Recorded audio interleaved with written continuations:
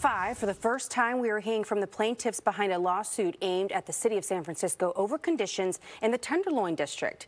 KTVU's Christian Kaftan joins us live. And Christian, these residents say they want the city to make a decisive action to put an end to open-air drug markets and homeless encampments. Is that right? Yeah, Crystal, those residents say it doesn't seem fair to them. They say that they pay their taxes like everyone else, but they say they don't get to enjoy the safe, clean streets that other San Francisco residents do. Conditions in San Francisco's Tenderloin are the ongoing center of debate, and now the center of a lawsuit filed last week. Residents and hotels in the area say the city hasn't done enough to improve street conditions and filed a suit in federal court, saying while they pay their taxes, they don't get the same services that other city residents receive. Several of the residents chose to remain anonymous, but are speaking out now for the first time about what it's like living in the Tenderloin. It is dangerous to come outside. I work 3 days a week.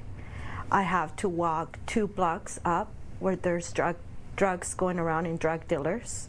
This resident is raising 2 children in the Tenderloin and says it's not fair that they have to live in a dangerous neighborhood. All I'm asking for is just one thing: security.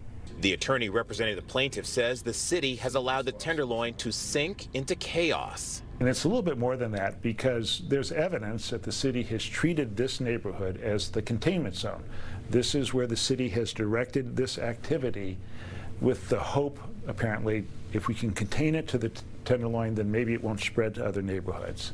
San Francisco City Attorney David Chu says everyone in the city deserves safe and clean streets, and that San Francisco is making a good faith effort, working with state and federal law officials to clear the Tenderloin. All that despite battling an injunction it says is hampering the effort. The city has spent significant effort to reduce crime, to disrupt open-air drug dealing, and address homelessness, all within the boundaries of the injunction that we are under. The residents said they were worried when they initially heard that the city had asked that their identities be revealed, saying they've already been threatened by drug dealers about coming forward.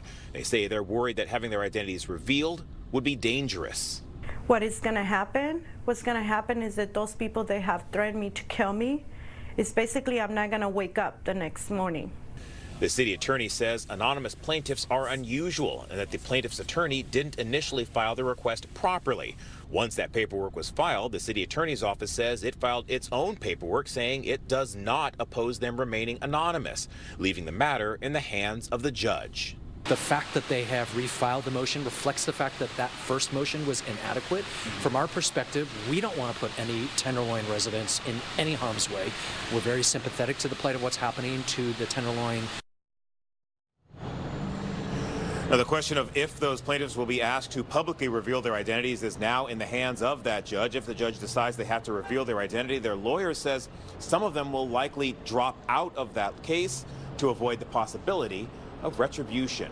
We're live in San Francisco. Christian Kaftan, KTVU, Fox 2 News. Christian, thank you. And